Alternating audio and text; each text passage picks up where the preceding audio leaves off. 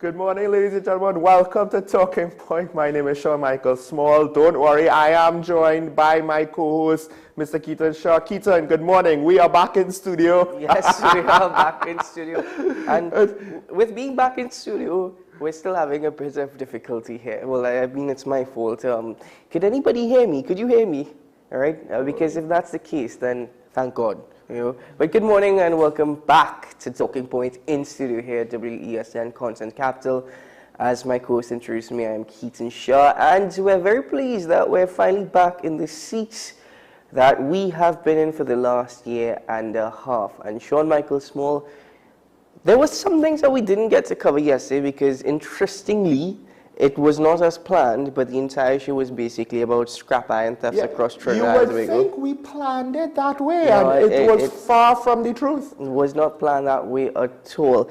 But whilst we have a couple topics to get into this morning, and we have our guest commentator for Tuesdays to join us momentarily, I just wanted to quickly give an update in relation to the Paria fuel trading tragedy that took place with the 4 divers. The OSH report, the Occupational Health and Safety report into the incident, will be released very soon. This is according to Labour Minister Stephen McClatchy. He didn't indicate exactly when, although we know the Commission of Inquiry is due to start sometime this month.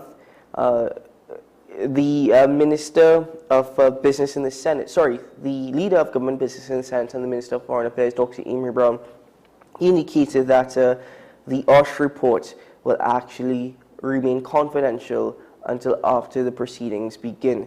And the Labour Minister also indicated that they had to bring in experts from the United States to help with this report. But that's the latest update that we have in relation to the Commission of Inquiry into the Paria Fuel Trading Company's tragedy, which occurred just under 6 months ago.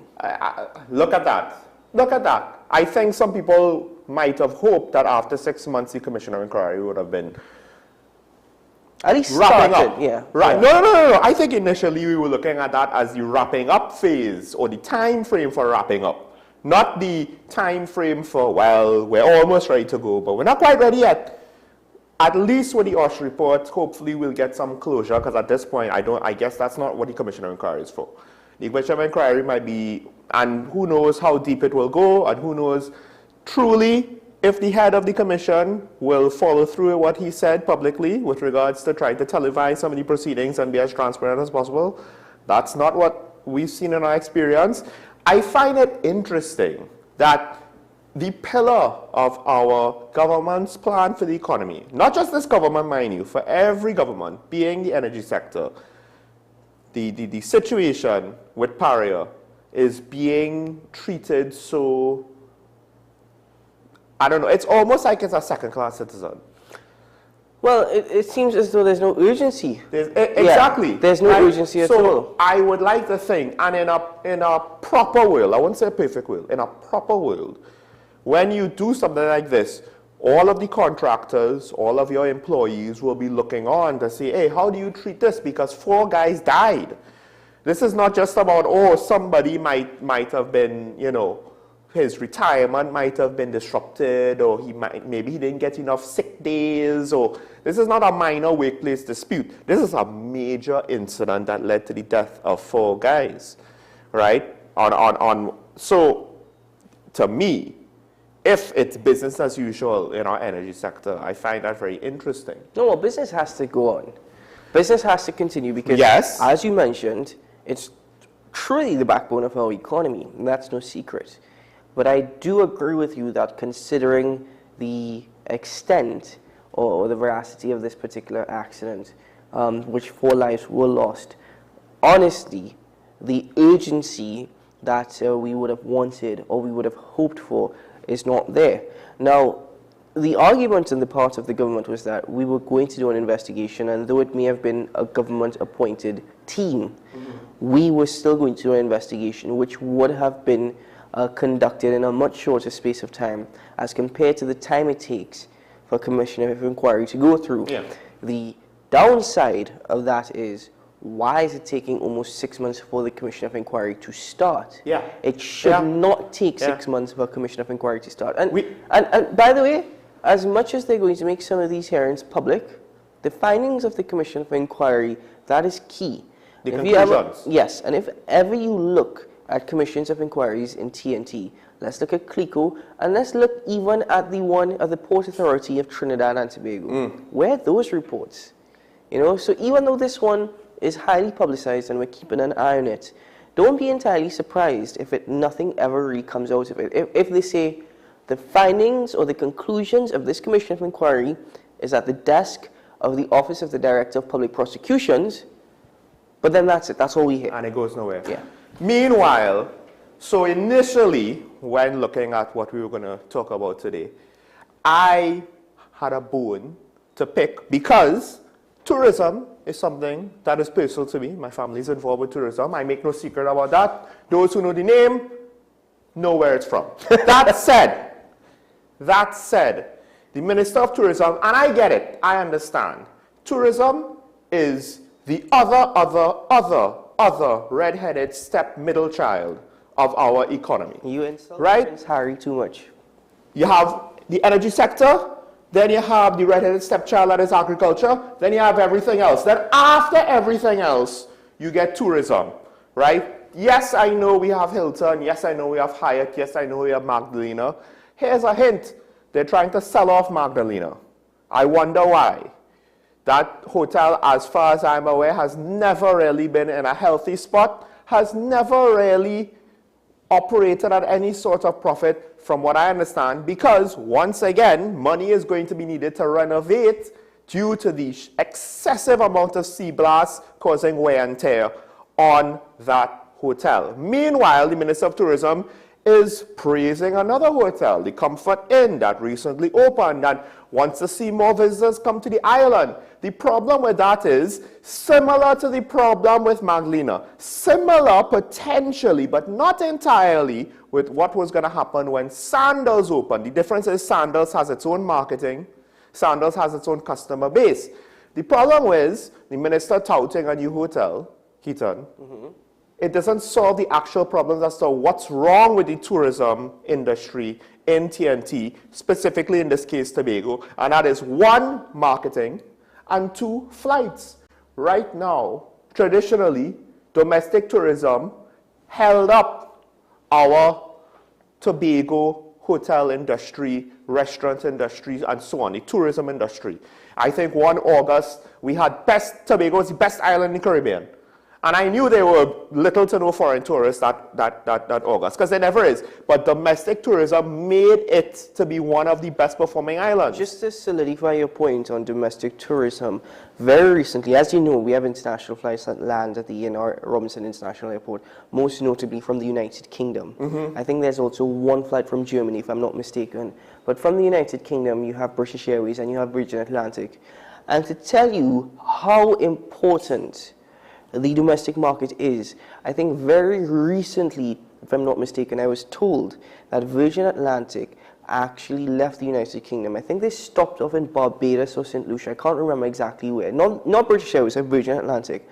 They landed in Tobago with 8 passengers. Yes. On a Boeing 747. Yeah. So it's the same thing with their flights to St. Lucia. They stop off at St. Lucia, then they come to Tobago, refuel, go back to maybe St. Lucia, and then go back to Europe. That's why flights between TNT and St. Lucia are so cheap for Trinidadians, because they already made their money on the longer part of the route. Now, I say that to say that the minister coming to tout this hotel and inviting people to come into the island and saying, hey, look, tourism in TNT, come and see what we're about. To me, it reeks of him not fully understanding the challenges that he's facing. And I get it. Cabinet decides where government is spending its money. Minister Mitchell does not have the capacity to demand money for marketing from Cabinet. I get it. I understand that. But at the very least, be aware enough of the situation so you don't go half-cocked like this, because the message you're sending to the tourism industry is by wanting to make this situation out to be, hey, this is such a big deal. Well, no, it's not. We have to fill the rooms, otherwise they're empty. Otherwise that hotel is just a waste of space. It's similar to when the Ministry of Tourism, before COVID, made a big deal about cruise ship arrivals. The actual impact to our tourism sector and economy, I don't think anybody could estimate was anything beyond negligible. You know, I'm listening to you, and I know you're very passionate about this topic. You know, we've discussed this off air many a times. But let's try and break it down so that there's a better understanding, because I totally get what you are saying, and I agree with you. The issue with Tobago, as you've mentioned, is that opening a new hotel does not help the situation. Yeah, it's more rooms to be empty. Exactly. So that's the basic argument. Two, the location of this particular hotel. Maybe I'm not too business savvy in terms of strategic thinking, you know, but that location for that particular hotel, I don't know if that's really going to work. I'm utterly confused as to why it was established there in the middle of Scarborough. But since we're speaking about hotels in Tobago, and since the minister is of the opinion, or at least seems to share the opinion, that the problem with Tobago is a lack of hotels, what about under the PNM-led Tobago House of Assembly, the Manta Lodge from Speyside, and then you have another lodge, excuse me, that was established in Black Rock. Mm-hmm. Both of them took $32 million out of the THA, not working up to now, not operating. They need $14 million in order to operate it. Now, part of that, and I get it, yes. The problem is we need to understand that the capacity that we have for rooms does not line up, especially now, with the capacity we have to bring in people, whether it's from Trinidad or from abroad. And the minister, I believe, went on to basically say, you know, hey, we have these incentives for hotels. More hotels or more businesses should be using these incentives to bring up their rooms or to have more rooms. That's just adding to the problem. When what Tobago really needs, and we went on with this with Chris James, and I believe with a couple other people, including somebody from the PDP, mm-hmm. It's marketing of the island, right? And then flights. And then number three, you could say, what about entertainment? You know, people need to have a reason to actually enjoy themselves. You can't just have a room. And basically, at least when it comes to government, central government, the THA now, I can't really say, but maybe even the THA might be a little bit guilty of this as well. It seems as though the first thing on the agenda is, well, we need more rooms. No, it's not. And it shouldn't be. And from what I understand, the airlines tell them, well, you need more rooms or better rooms. But somehow it never solves the problem. Who would have thought? And they keep going back to try that solution. Just before we take the break, I think one of the other issues on the island is that there are so many rooms, mm-hmm. right? Opening up, so the investment into Manta Lodge and the other hotel in Black Rock. I know Manta is in Speyside. The one in Black Rock, I can't remember its name at the top of my head now. Yeah, and these things can be sustained. Yes, the peak periods when we have all the flights and ferries, they could be filled, but not on the non-peak periods, right. And there's more non-peak than peak. But even so, to make Manta Lodge a 2-star hotel, you need to invest $14 more million, right? So the building is there, it's dilapidating. The point I'm trying to make is that as much as you're trying to invest in new hotels, in my opinion, if you take a look at Tobago, hotels exist, rooms are there, the numbers to occupy those rooms are not there. However, if we are to raise the standard as the tourism product for Tobago, I think hotels, they don't have the capital now, but some incentive from the Ministry of Tourism in terms of actually helping these hotels reinvest in themselves. They need to upgrade their rooms, Sean. Let's be real. A lot of them need to upgrade their rooms. Yes, they do. But right now, because arguably speaking, the nature of the industry, we might be bloated with the amount of rooms, especially if we cannot maintain the number of flights that we need to fill it. not just on the peak periods. It's not just about August, All Years, Easter. All the months in between that's has domestic peak periods, eh? Yeah, my point is regardless domestic, foreign, all of the months in between also need to have a certain amount of traffic for each hotel to be maintained. And I don't think they add more rooms, but we are not adding more customers. It's like putting an ice factory in the middle of the desert. You know, nobody's going to reach it. No one's going there just to get ice. Actually, funny enough, I could see that being a great tourism product. That is true. That is true. But anyway, folks, let's just take a quick break here on the program. It's a topic that my co-host and colleague is very passionate about. And be honest with you, I can't blame him, especially since he and his family have investments in it. But for now, we break, and when we return, we welcome our guest commentator and get into more topics this morning. Stay tuned.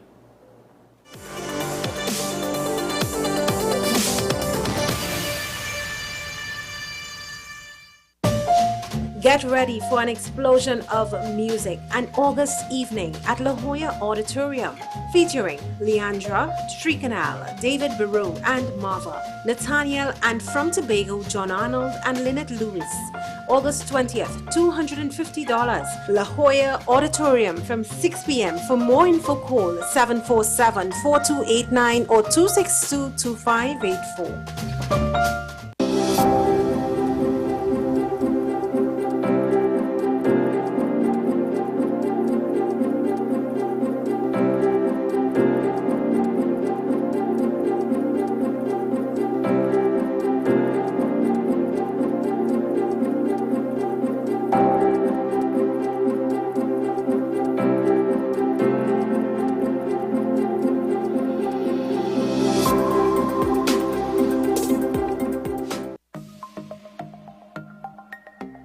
Knowing how to tell authentic is as easy as 1, 2, 3.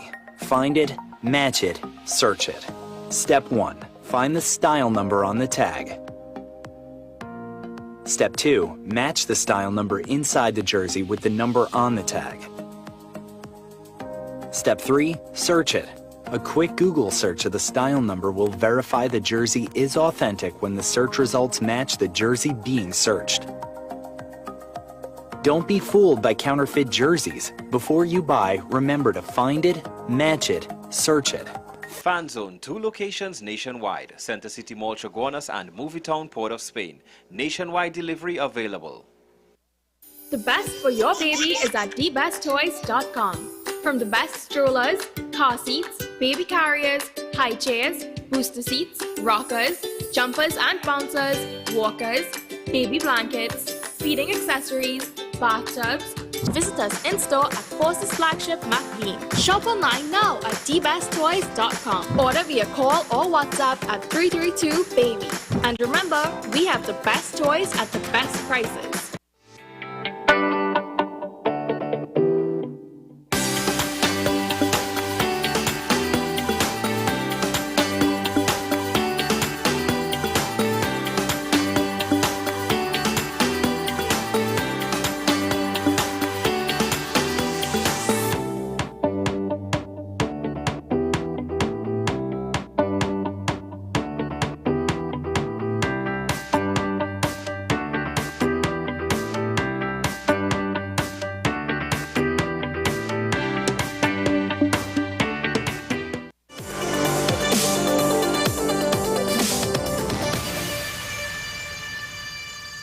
Welcome back to Talking Point, ladies and gentlemen. And of course, every Tuesday, we are joined by the host of One-on-One, Mr. Camille Pascal. And Mr. Pascal, we have an interesting topic to speak about. But first, it's good to see you once again, of course, still through the screens.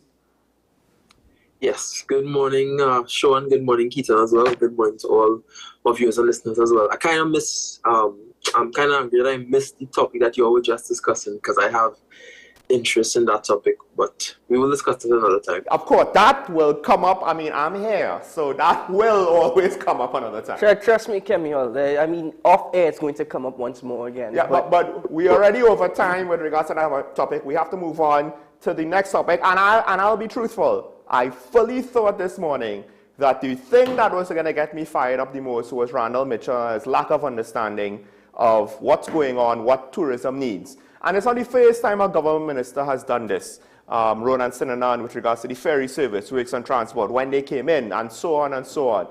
But then, and I know that we featured him yesterday, I don't want to make it out like we're picking on him, but this situation about WASA and the back and forth between the minister and Rudal Munilal, that just had my blood boiling on a whole next temperature. And to kick things off, I want to start off with, Mr. Munilal and Mr. Gonzalez, where they talk about the water service in TNT. And guys, just to start off this conversation, to set the tone, hear what the two opposing views had to say. Barry Padarat, our MP in Princestown, told us this. He was there.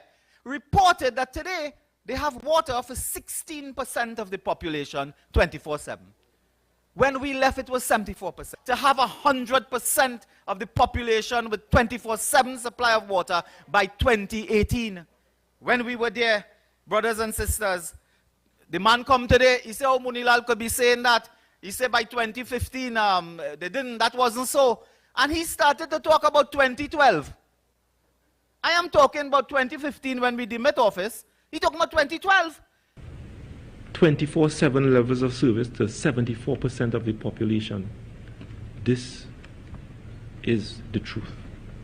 In 2013, the level of service of citizens receiving 24/7 water supply was 37% of the population. In 2014, it was 51% of the population. In 2015, it was 53% of the population. 2016, it was 42% of the population. In 2017, it was 46% of the population. However, something strange happened in 2014, that even though the level of service was 51%, in 1 month, which is the month of December, a strange occurrence took place, that in the month of December 2014, the level of service, or the amount of customers receiving 24/7 level of service was 70%. And by January 2015, it went back down to 42%. And they hired a communications consultant who took this 70% level of service that was only recorded in the month of December 2014, and they crafted a campaign, because the following year, which is 2015, was a general election year, took this 1 month level of service that nobody could explain inside of WASA of 70% and used that to mount a devious and a lying campaign that during the reign of Kamala Prasad Bisesa, between the period 2010 to 2015, the UNC achieved a level of service of 70%. So that actually is to whet the appetite, because the debate goes on with regards to the restructuring of WASA.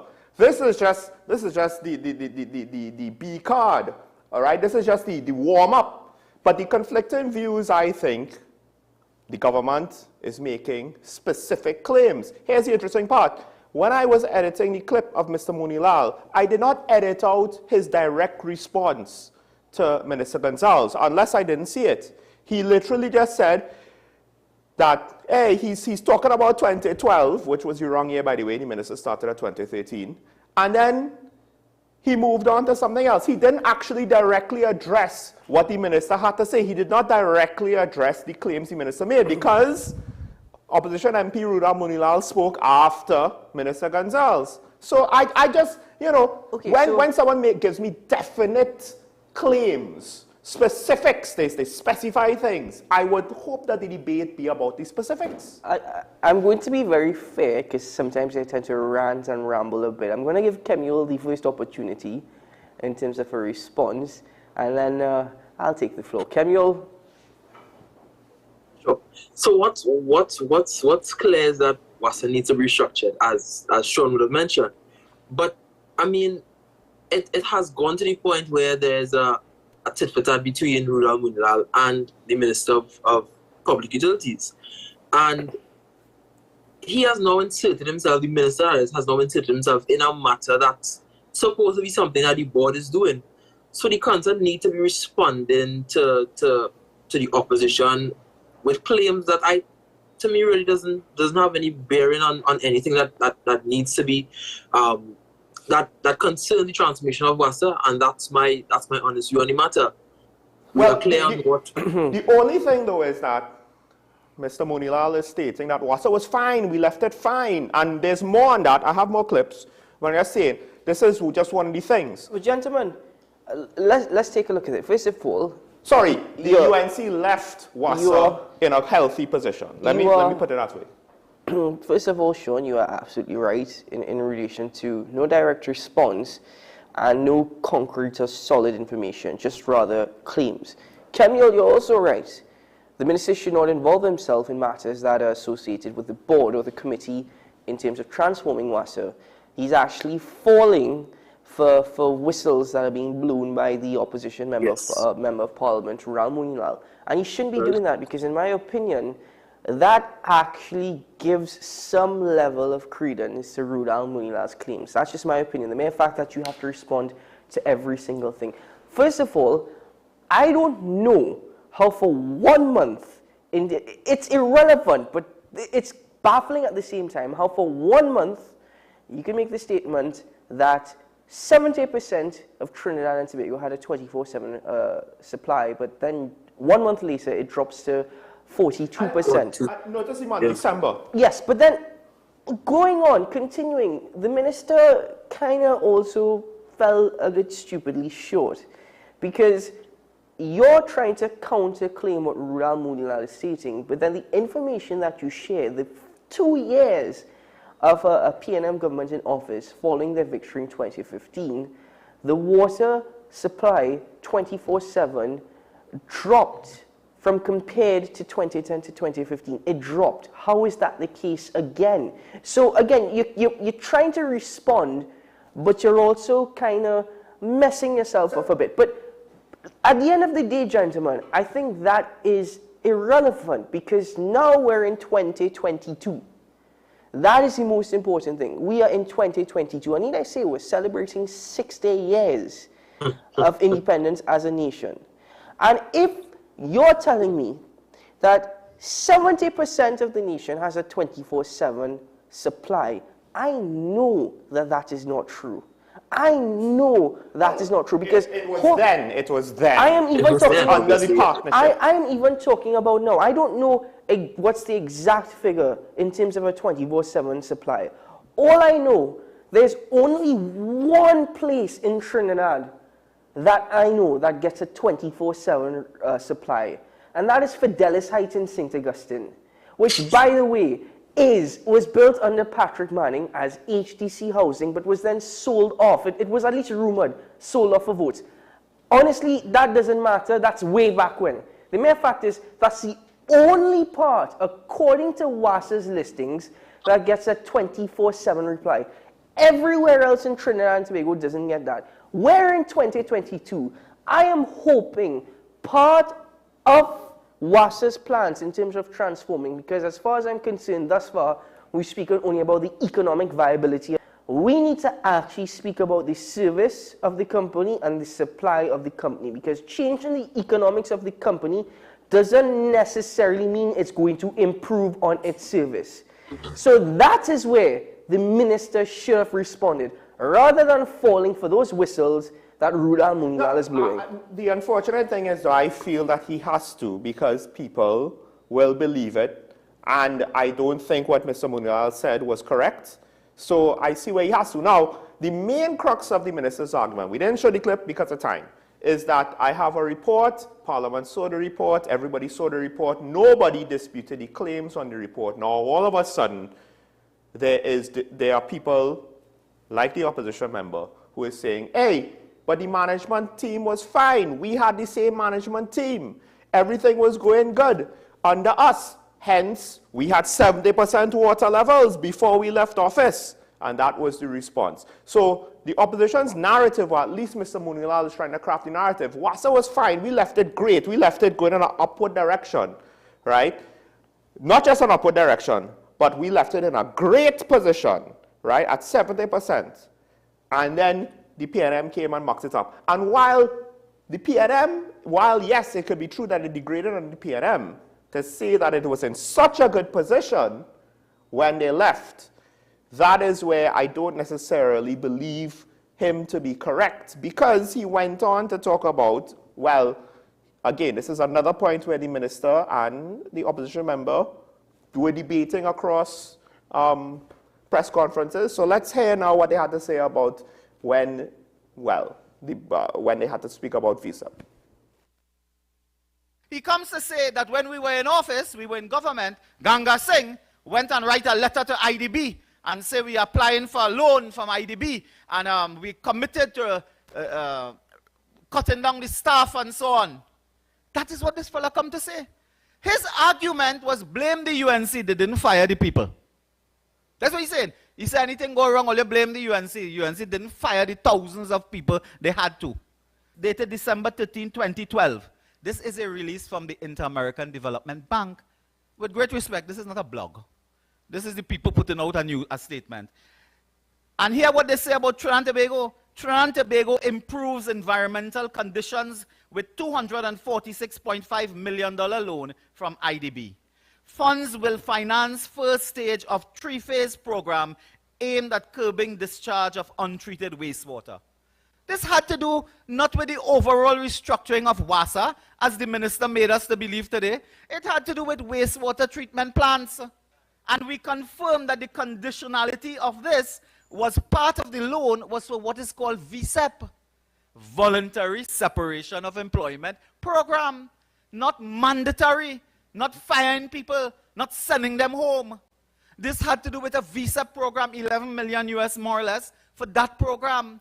But the minister today, he said them sign up a loan with IDB for X million dollars, and part of it was to send home people. It was a voluntary program.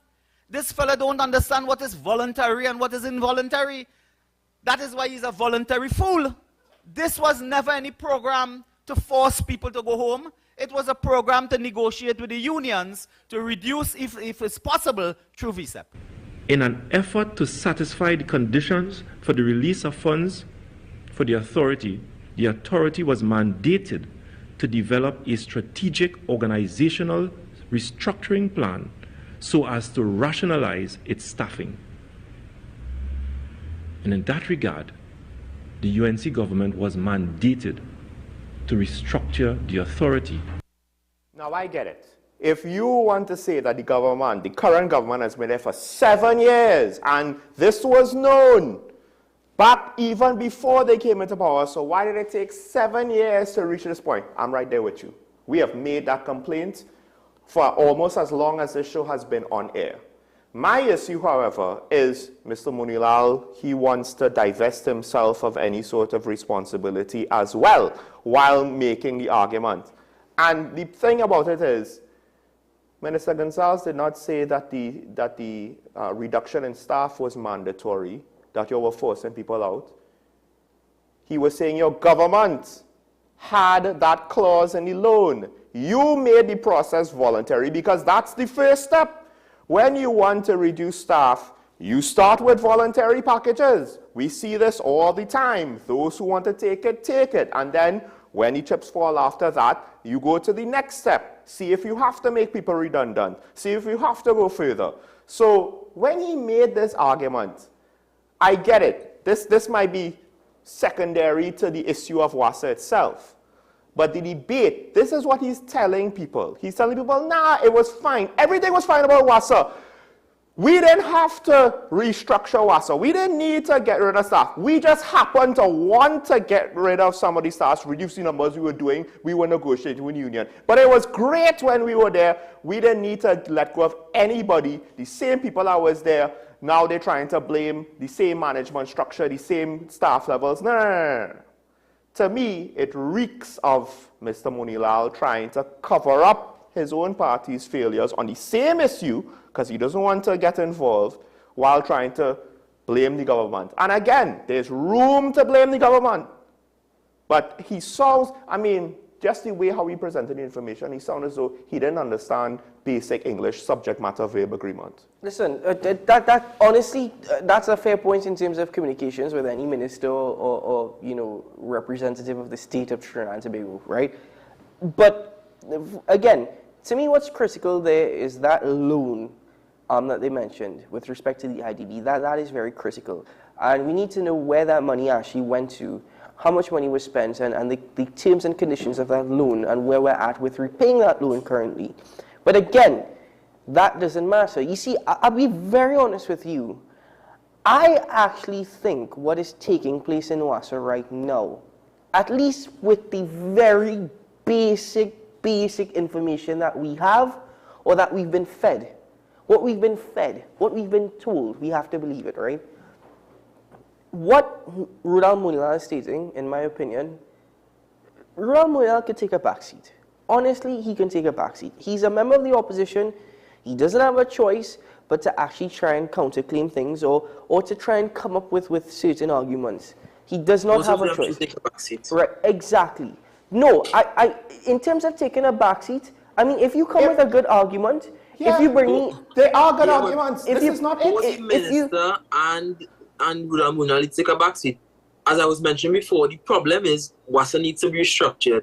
We understand why the entity needs to be restructured. But now, as Sean was mentioned very early on the topic, it has now turned into something else where you are going to lose the reason why I say, hold on, of what you are really attempting to do. Kemiel, I hear you. And remember, I agreed with you when I said that the minister shouldn't fall into these traps. Let the board deal with it, let the board respond. So I hear you.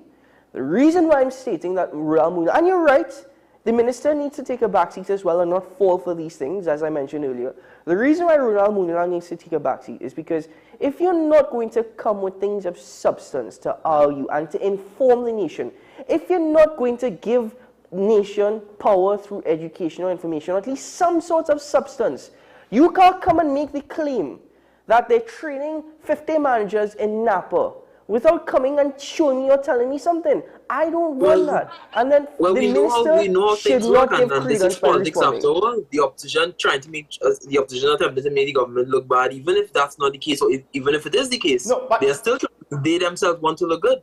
But the issue is, it potentially, or at least you agree, WASA needs to be restructured. You agree, WASA needs to be restructured. The opposition is basically undermining that process because they are disagreeing with the claims made by the government. The problem is how they're doing that disagreement. If they had specific information to say, no, this is why the government is wrong here about WASA, this is why the government is wrong there about WASA. Mr. Munila's claims about why the government is wrong is, the same system was fine when we were there.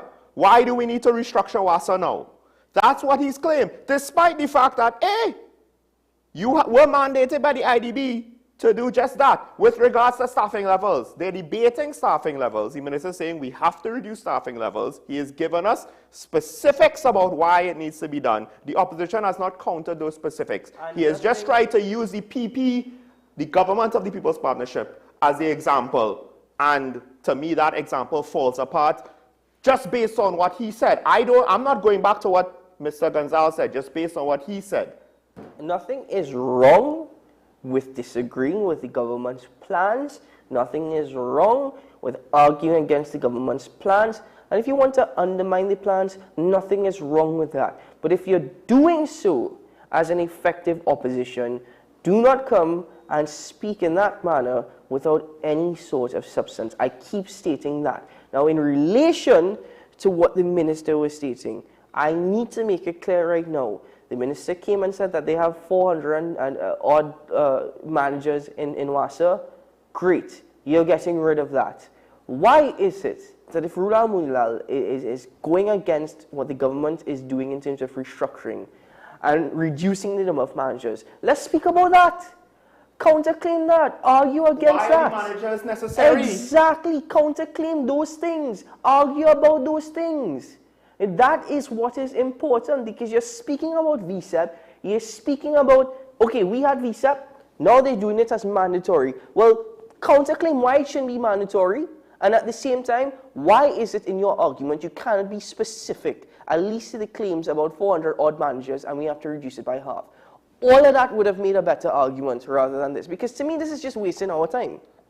I just have one last quick clip, and this goes back to Mr. Indar Singh, I believe last week. I called him out for not reading the article that he was arguing about. And I believe Mr. Munial did it again. Let's play the last clip here quick. Then yesterday I told him, I said, tell us whether you have recruited a Canadian company to participate in the transformation of the water sector and WASA. He put in his statement today in the papers, he said, me I know nothing about that, I baffled. Now he baffled, so you could imagine how I feeling. If he baffled. But I have in my hand here, look, I have in my hand March 9, 2022, that's a few months ago, 4 months ago. Modulated water plants coming to improve water supply, Gonzales. And he announced that they entered into a partnership. They signed a memorandum of understanding for a modulated water treatment plant with a Canadian company. The fellow went today, a few hours ago, and he said, I don't know what you're talking about, no Canadian company. We never sign nothing or do nothing with that. Never do nothing like that. So, brothers and sisters, this fellow really is in an alternative world. He's not following what is happening with his own speech. Forget WASA. The fellow not understanding what he's saying.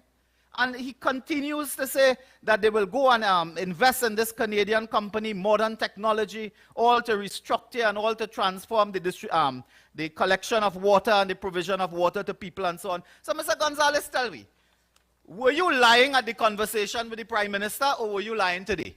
Just tell us which day you were lying. That's all we want to know. We don't want to know whether you lie or not. We want to know whether you lie in March or you lie in August. That's the question, really. There's no other question because, look, I mean, unless the whole newspaper got it wrong, this is what the man said. So the thing is, and let me try and be quick, what the man said was about buying modular plants that will be faster to bring down here to add to our water supply because these will be water treatment plants. That's the new technology that Minister Gonzales touted WASA was investing in and the government was investing in for WASA. That's it. How that translates into a Canadian firm is going to potentially privatize WASA and be part of the restructuring, I have no idea. This is something, and Kemiel, I respect if you disagree with me, but I will disagree with you here. This is something that the minister needs to counter, and ironically, he did not really do a good job countering this, because because the article, I remember this article. We spoke about it. We had clips about it. It's about a treatment plant. How does a firm selling us modular plants turn into the firm being part of the restructuring process? Gentlemen. Do you not read the article before you point at it publicly, sir? Gentlemen, I both agree with you that the minister definitely needs to respond to this. Certainly. And unfortunately, he lost out big time again. He chose to respond to the other whistles, and he didn't respond to this, which would have worked out more in his favor. Now, to be fair, Mr. Munilal pointed to the article after the minister spoke. However, so I don't know if he realized the extent of Mr. Munilal's mistake. However, my only thing with this is that we cannot state that there is an actual agreement, because a memorandum of understanding is not legally binding, and that is what Rulal Munilal should have clarified. So to come and say there's an agreement in place, this and that, and he doesn't know, listen, Mr. Munilal, fine. The minister should have responded a lot better to what you're claiming, but at the same time, don't mislead the population. A memorandum of understanding is not legally binding, and it is not legally enforceable. And therefore, it will be inaccurate to suggest that there is an agreement. But that, to me, that's not the biggest inaccuracy. The biggest inaccuracy is adding words to a column that I know does not exist. Because if those words, if what Mr. Munilal says exists in that column, I know that the writer of the column then added words to the minister because we showed the clip of the minister. That's not what he said. Conversations with the Prime Minister. It was actually in that clip as well that the Prime Minister said that WASA was bankrupt. That was the exact clip that he said WASA was bankrupt. And he mandated the minister back then, at that time, to go and do the necessary. Yes. Yes, so all that, folks, well, that's the latest in relation to the Water and Sewage Authority. We'll continue to monitor the situation and discuss it here on the program. For now, we have to take a quick break. When we return, let's get into a bit of a debate with the time that we have left. And that is 60 years as a nation. Where are we getting the money to fund these celebrations? We'll be right back after this.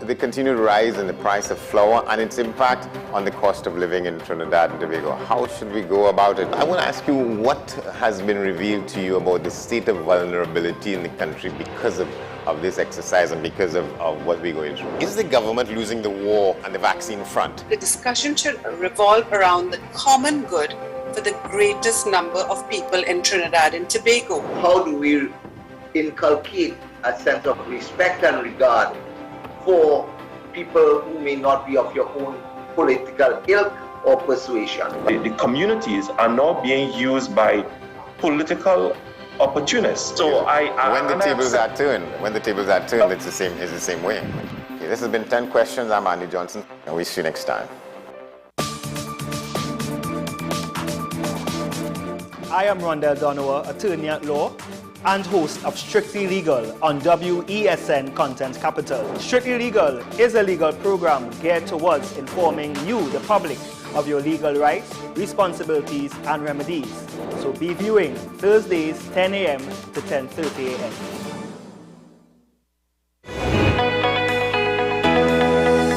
Today we have with us a special guest. He's an NHS physician. In the United Kingdom, where 70% of the population is fully vaccinated, we've sort of had a chance to experience what normal life is like all over again. So if you can trust the medical fraternity to treat you once you have COVID and you come into the hospital and you trust whatever medication we're giving you at that point, why don't you trust us when we're telling you to take the vaccine? Healing Queens is a dance company which we do heels dancing, which is a fusion between jazz technique and burlesque styles. What's up, Doc? Tuesdays and Thursdays here on WESN Content Capital.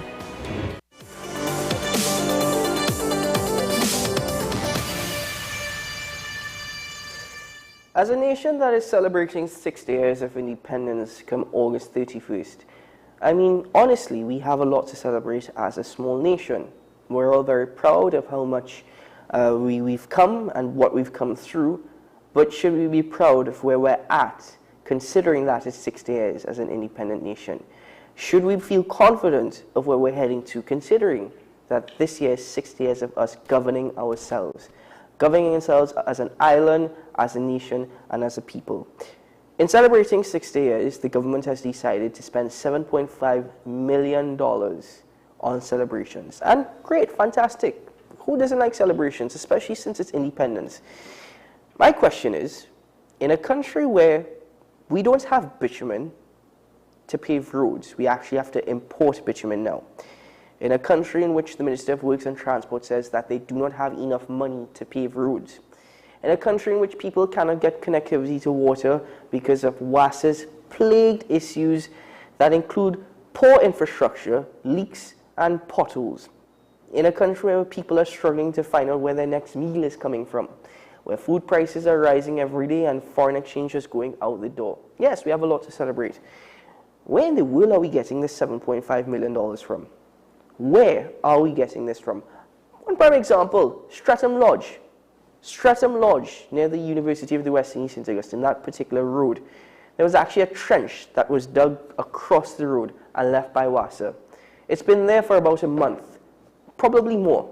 Residents have gotten so fed up because WASA came, dug up the road, left it there, they've actually filled it with bricks.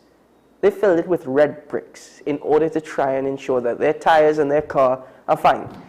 Another instance, we have flooding all the time across TNT. Yes, people are littering, but in terms of the minister and the works that they're doing in terms of a drainage plan, where is that?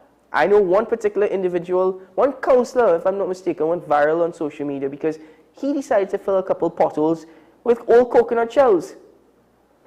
That was amazing. So, somebody said it best. $7.5 million, sure. Why is it we don't fix 60 potholes across the nation with that $7.5 million? Since we can't have money, we don't have enough money to repair roads or fix everything. That $7.5 million could be spent a lot better. Honestly, we're wasting money. Yes, let's celebrate. But $7.5 million, boy, where's the government getting it from? And could they give us a breakdown of where they're going to spend it, how they're going to allocate it? Camille, I want to celebrate, but I know that I'm not going to spend $7.5 million on fireworks. Well, let me say this. I am still shocked that they are spending $7.5 million. I thought they would have been spending more. Some people might laugh, or some people may agree with me, but I actually think that's a very small figure, considering that we spend more money rather than much on things that I don't even think are worth the amount. But I really think $7.5 million is a small amount from a government standpoint, because that's like nothing for them. But yes, people have made the argument that you are making, which is that there are so many other things that the money could be spent on.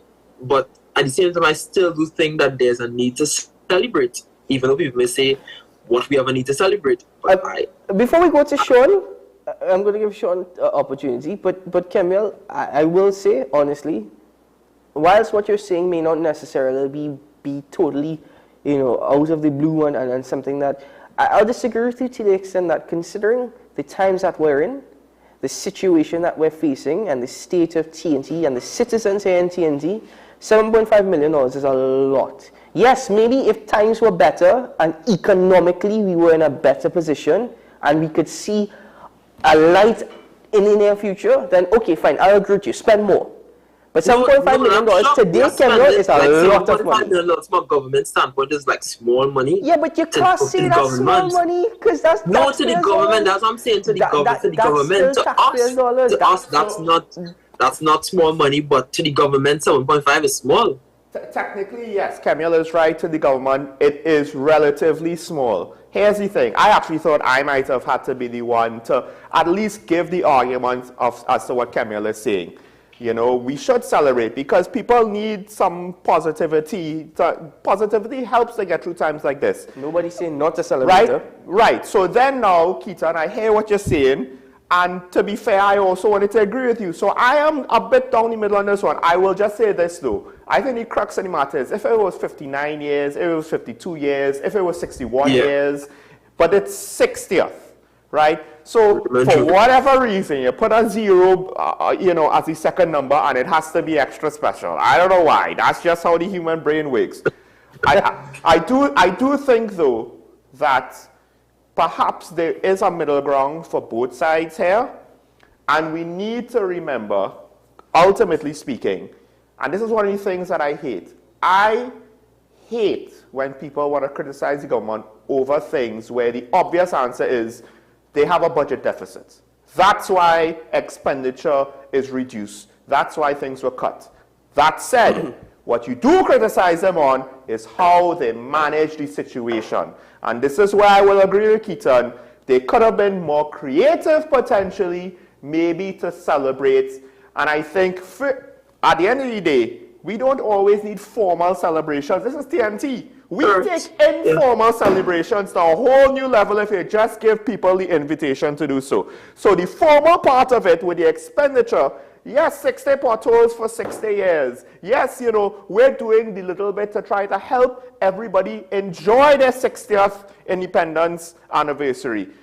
But we do need to celebrate. Listen, we do need to celebrate. No, first of all, that 60 potholes was not my idea. I saw that circulating on social media. I thought, hey, that's brilliant. 7.5 million, yes. From a government standpoint, okay, you might consider it small. But Kemuel, come on, man, you're smarter than that. It is a budget deficit that when the economy is struggling. I understand what you're saying. I know. But in these times, whilst we should celebrate, 7.5 million is a lot of money. Kemuel, you did say that 7.5 is small money. If they do things like 60 potholes and stuff like that, don't you think that justifies spending even more money? Because while it's a celebration, it's also trying to fix things and do things. Well, yes, you're correct in that regard. But I'm also saying, I maintain that from a governmental standpoint, that money is small money to them. All right, Kemuel, expand on that point after news on the hour. Sure. Expand on that after news on the hour. We'll be right back after this, folks.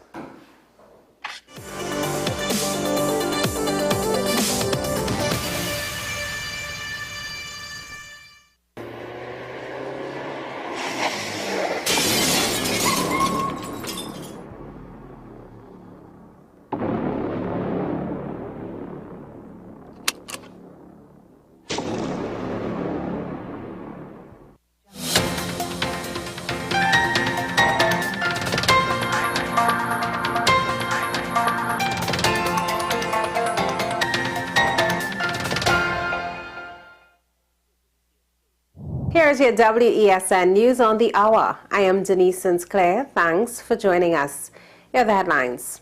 Princestown man on 17 gun charges. Gasparilla linesman denied bail for assault. Accident claims the life of a cyclist. Scrap iron dealers plead with government to reconsider position on ban. And internationally, 8 killed in South Korea floods. Now for the details. A 31-year-old man is expected to appear virtually today before a Princestown magistrate on 17 serious reported crimes.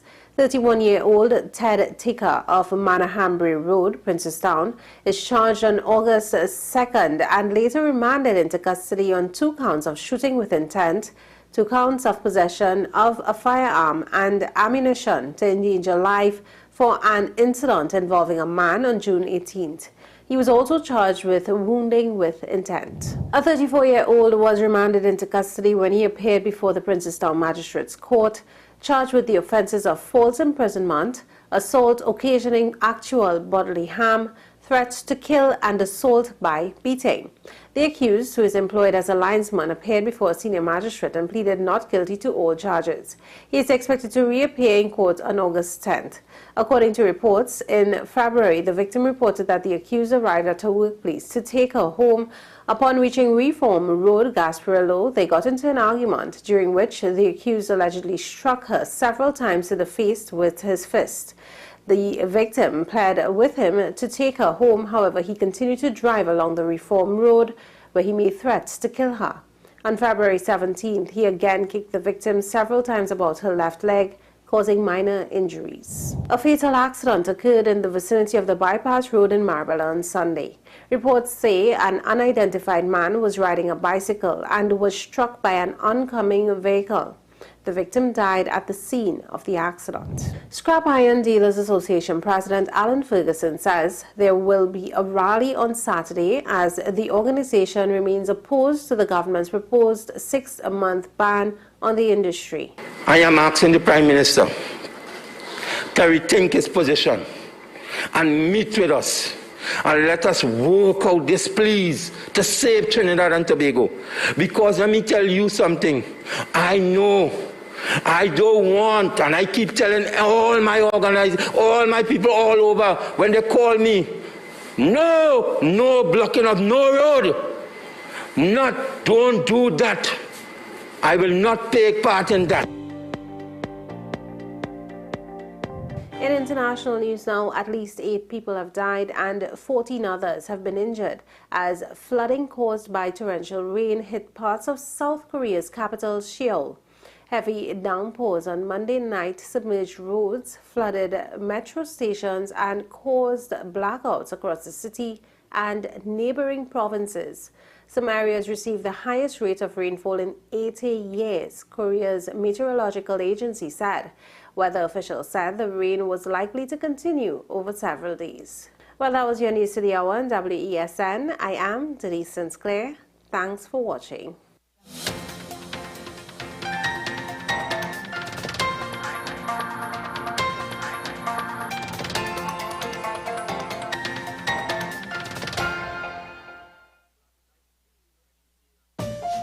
Get ready for an explosion of music an August evening at La Jolla Auditorium, featuring Leandra, Tricanal, David Baru and Marva, Nathaniel, and from Tobago, John Arnold and Lynette Lewis.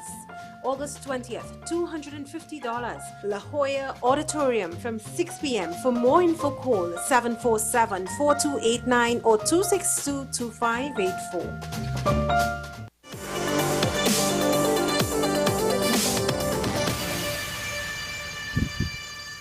Oh boy, I love this program. I love Tuesdays, especially when the three of us can have these debates. Kemuel, my friend, the floor is yours. I don't know if you wanted to expand further, or if you've made your point. Well, yes, I continue to make my point. Being a patriotic person that I am, I would have hoped that we can have more. But I'm still aware of the circumstances, both financially and also from a health perspective, with COVID still being there and the threat of monkeypox also at our doorstep. So I understand why people may feel that the money could be spent in other areas, but I also do see the need for us to celebrate as a nation. Even though people may say, well, how much have we received? How much have we achieved, rather? I still see the need for us to celebrate. Well, so I maintain... You're making Sean and I sound bad. I mean, we're patriotic too. That's the whole reason why we have this show, by the way. But I hear you. I hear you. Yes, we need to celebrate. Unpatriotic. I think Kemuel brings up a good point. We underestimate yes, there's a lot of things wrong with our country, but there are a lot of things wrong with a lot of countries. It could be a lot worse. And we do need to be grateful for the people, all of them, for the UNC administrations, for the PNM administrations, whether we like them or not. At the end of the day, they got us here, and it could have been easily a lot worse because they have a lot of other nations with our same advantages that did not end up as well as we ended up. No, okay, fine. Yes, we're grateful for governments gone, our governments present. We're still floating as a nation. We're still buoyant, thankfully. For how long that may be the case, let me not panic and be the bearer of all bad news and just try to be negative. Why are poo-poo my good news? Oh God, you do it to me all the time, man. And once, I'm just trying to just basically say that we are grateful, we are thankful. However, yes, they've brought us here. But as a nation, for 60 years, all the positives that Camille Robinson Richards pointed out, in this position that we are now, I would still say that I am disappointed.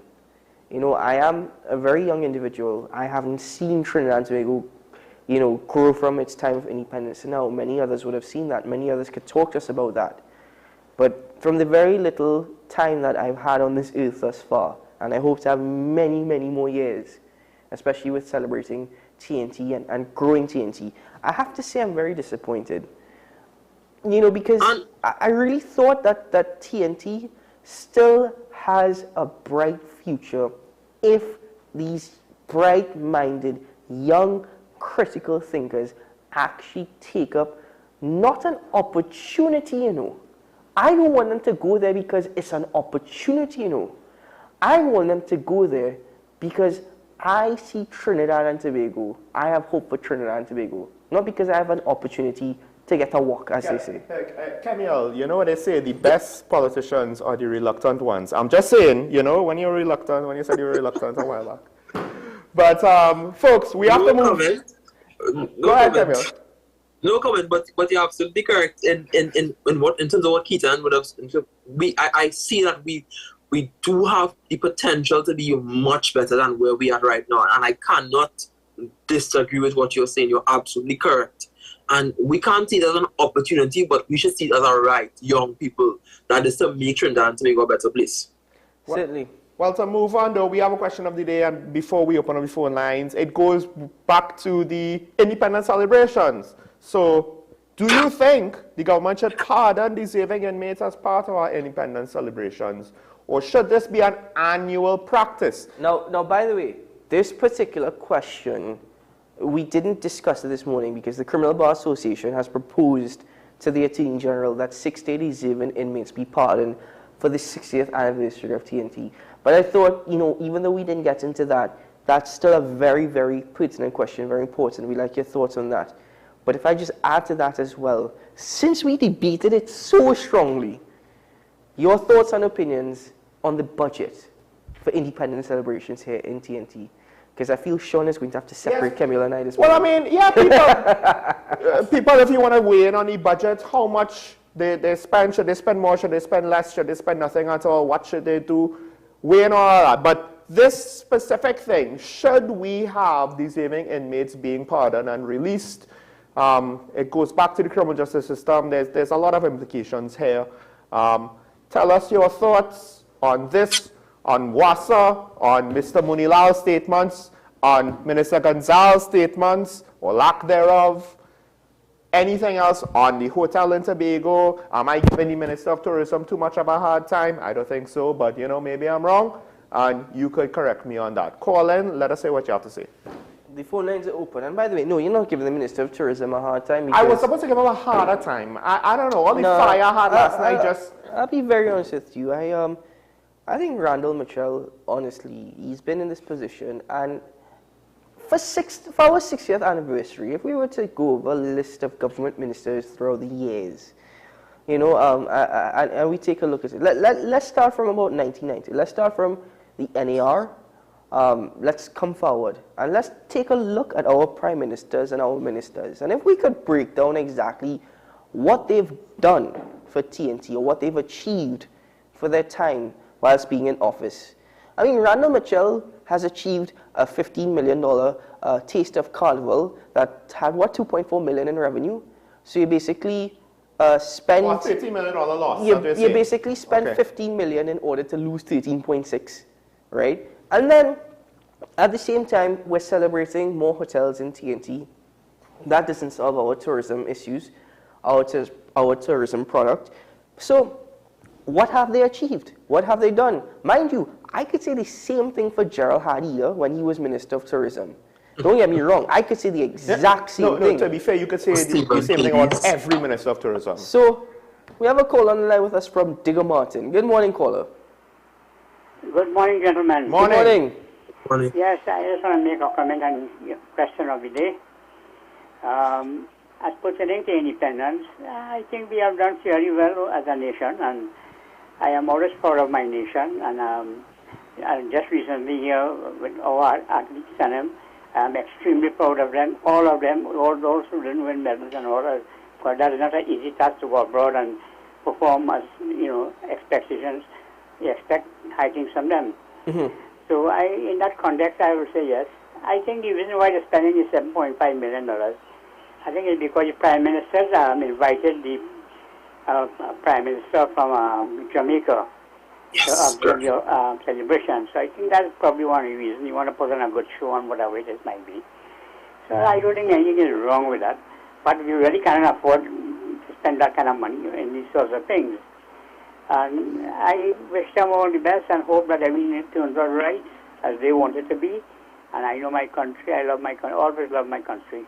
Always put it first. I always like all my sport that we come from the Caribbean here. I always support them first, foremost in anything. And I just want to say, well, have a good day, gentlemen, and thank you for taking my call. Thank you, caller. Thank you very much, caller. Yes, go ahead, Kevin. I forgot that we also have the President of Guyana, Dr. Fanali, will be visiting Trinidad and Tobago this month. I'm not sure that's still on. Yes, that's part 2 of the CARICOM Agriculture Initiative Incentive thing. And then we have the Jamaican Prime Minister being our guest of honor. In fact, if we're looking at independence celebration, they celebrated their 60th. I think was on the 3rd, and they also held gala celebrations over the weekend, to the point where too many tickets were printed, and some persons couldn't get into the stadium. So they are celebrating, so we should celebrate as well. God, Kemuel, God, nobody's saying we shouldn't celebrate Kemuel. Kemuel, we're going to have to discuss this on one-on-one sometime. I hope you'll invite Sean and I as a guest sometime. Well, that's 1 and 2 or 2 and 1. I don't know how that works. We have a caller on the line from Shogunas. I think I know who this is. Good morning, caller. We could be surprised. Good day, gentlemen. Okay. Good morning. Good morning. I fail to see how anybody could be proud of our achievements since independence, especially when you all listed a long set of items which give the opposite. To say that there are other people worse than that is the most stupid reason we have. Yes. We have had some years ago one leader of a West Indian island talking about how our money passed through like a dose of salt. I don't know if people are proud of that. And more recently, we had the president of Guyana saying a simple thing. I don't see how we could have been worse off. The reason for that is not worse off. It does not have nothing to do with the government. It has to do with the people. We have some very solid, strong people. If you listen to your callers, you will see very good proof of that. No, that is true. No, he is right. He is right. We get a lot of the callers. Yes. I know. Now we talk about Tobago hotels and the problem with it. The biggest problem we had were going on, you mentioned the Magdalena Grand. Anybody who knows Tobago, that is the stupidest place you could have put a hotel. Yes. Right? The beach in that area is useless. Right? You talk about Sandals, and the same problem. These things were never investigated by the public service. Politicians went and sit down and have a discussion with somebody, work out some deal, and you know them with China, you had to collect a big bribe. Right? And that is no one problem. You said nobody questioned the Parliament's report on WASA. That is not true. I questioned it on this program. No, that's not my words. That's what the opposition. Yeah. I heard it coming out from one other mouth. I don't know. The problem, as I said with that, is before you get a political decision on something, you have to see the public service report. And nobody is bringing forward the public service report. None of the problems with WASA has been. I could talk 2 hours on this. But to give you one obvious thing, the major problem that was identified 40 years ago with WASA was 60% of the water was leaking out. And the reason was the cast iron pipes had a 40-year lifetime. WASA at that time was our leading GIS pioneers, right? And they engaged on a program to replace it. Recently, I see in the papers, somewhere had a big leak, and that pipe was 100 years old. That is the problem, government interference. See this restructuring? That's about 10 restructuring in WASA. All of restructuring in WASA, I mean, kick out the last party people and put in your own. Right? There is nothing in that report that addresses the problem. Because to deal with any problem, you have to find out why you get the problem. Not just this the problem. And no part of that give any reason except political interference. And there is nothing in the report to show how we're going to stop politics. Well, thank you very much. Well, hold on. I'll disagree with you with one thing. Okay. You could read from the implications of what everybody says is the unions acknowledged that WASA is overstaffed, the opposition acknowledged based on their own actions when they were in power that WASA is overstaffed, and the government has acknowledged WASA is overstaffed. And that is what they're doing again. Well, right. And when now, the next party come into power, they just throw them and get you on. Government interference leads to the overstaffing. I'll agree with you there. Now, how does the proposals from the Parliament deal with that? No, but you're right. It doesn't. And that is a huge issue that across all state entities and all state boards, Professor, not just WASA. Yeah. But you're right, in terms of transforming WASA. Yeah. Thank you very much. Sorry, we have to... Yeah. Thank you. Have a good day, Professor. I know you can talk for 2 hours, but you've made very valuable points. You made good points all around, and I agree with them. I mean, I wouldn't... The one thing that I might take up issue with is stating that Magdalena was built in the most stupidest of places. No, it was. Maybe... No, it was. I wouldn't say that. I don't agree with that. No, it was. It was. Because many people feel that hotels need to be centered around water, or not everybody wants that Crown Point, Western Tobago experience. Some people want to go to Charlottesville and Speyside and Castor and those type of places. The problem is, and you could see it after just one day, the maintenance costs on yes, of course. That's beyond prohibitive. That's why Hilton pulled out. Hilton said, I don't want to have to deal with this. Good luck with that. And what did the government do? They refurbished Magdalena because their plan at the time for Tobago tourism literally began with an M and ended with an A. That was the extent of the plan. If we build it, they will come. It's just like this Comfort Inn Suites. And now we've reached the point where what are they trying to do? They're trying to sell it. They will get somebody to purchase the refinery before they get somebody to purchase Magdalena. I believe that. Maybe that it doesn't come out to be that way. But to me, the refinery is a better investment than Magdalena. Samuel? No, I'm saying I agree with that. You would get somebody to push the refinery before you get someone to purchase Magdalena, simply because of the maintenance costs with the sea blast and all of that.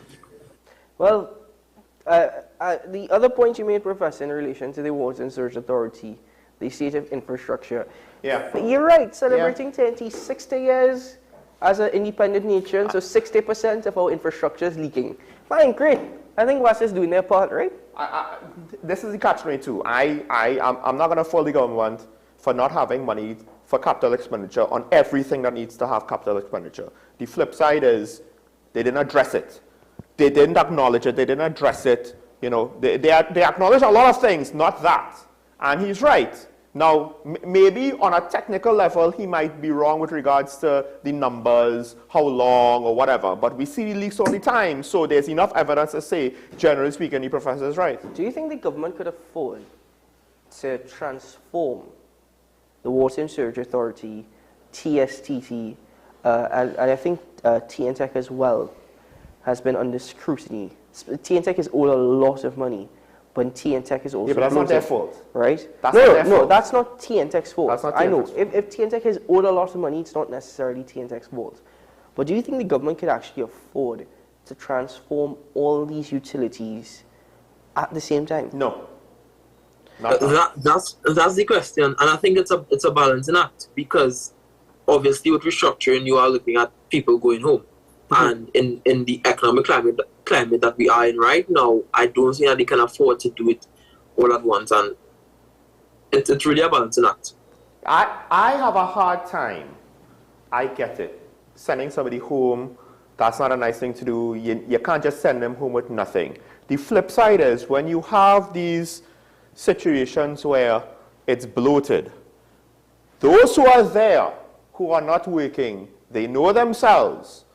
To say that some of those people deserve to have separation. The irony is when you offer visa packages, it's probably going to be the workers who are like, hey, I need to leave this sinking ship before I get stuck with nothing in my hand, right? Yes. And they leave the bad workers, right? That's generally what tends to happen. The bad ones are the last ones to leave because they don't have good prospects for a job elsewhere, right?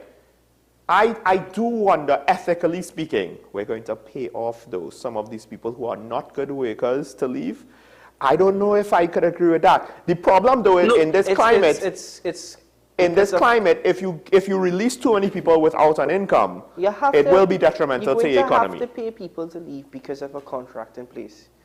Unless you dismiss them, and you have to have grounds, solid grounds for dismissal, you're going to have to pay them to... I mean, I get it. I understand. And yes, the results of dismissing them, if you dismiss half of or all of WASA workers, that's not good for the economy. I get that too.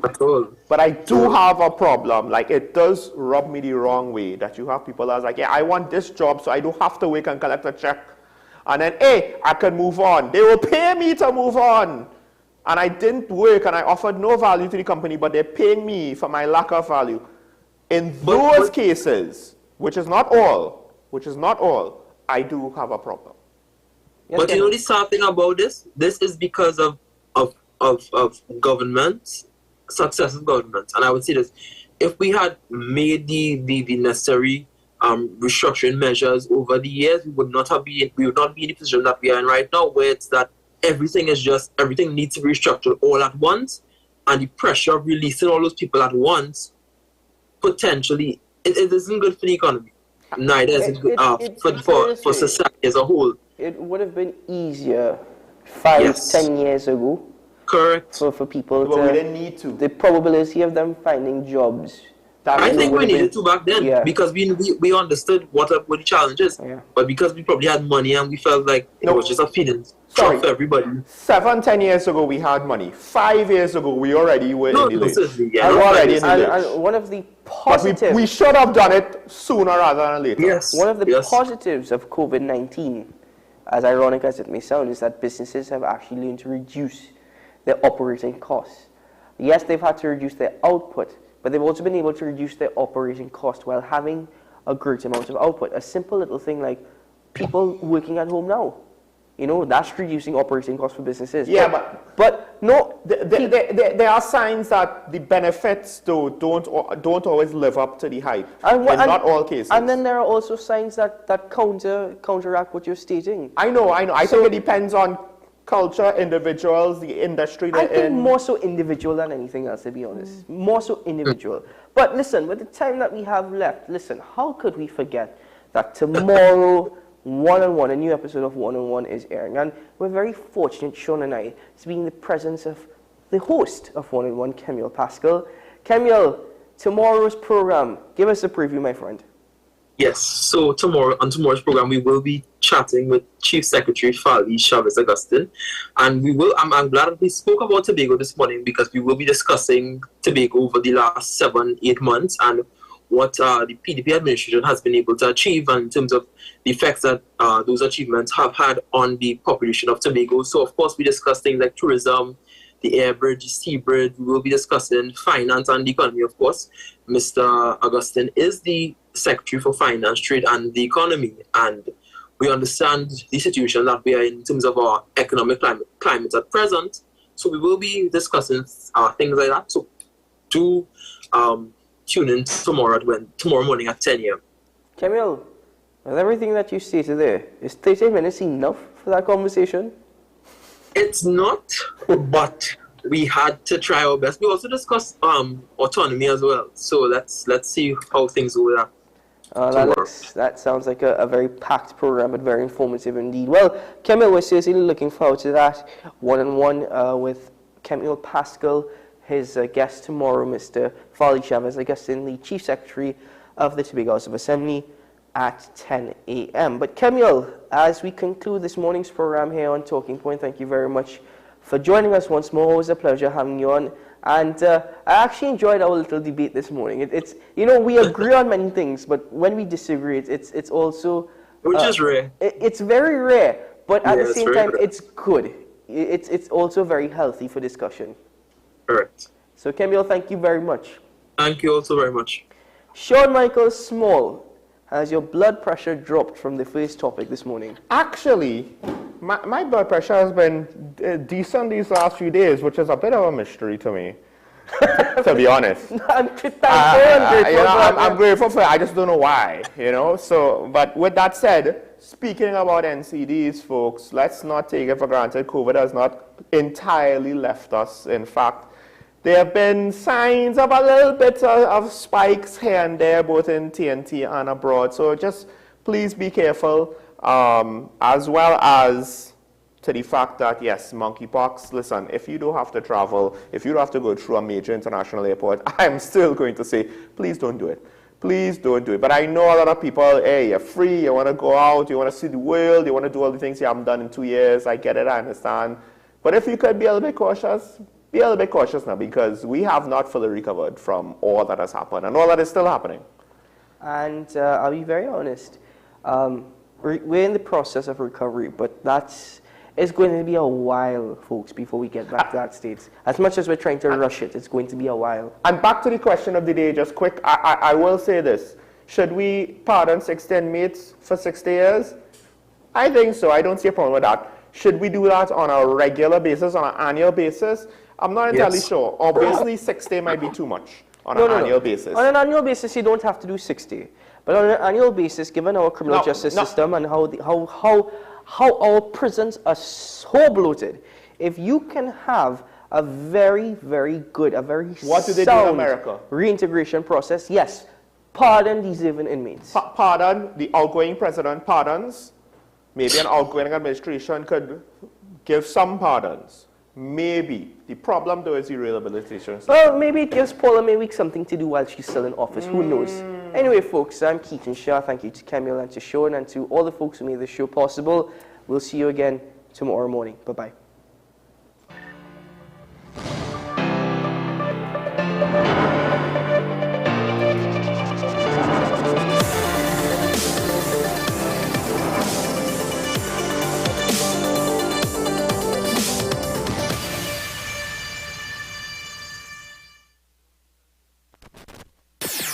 WESN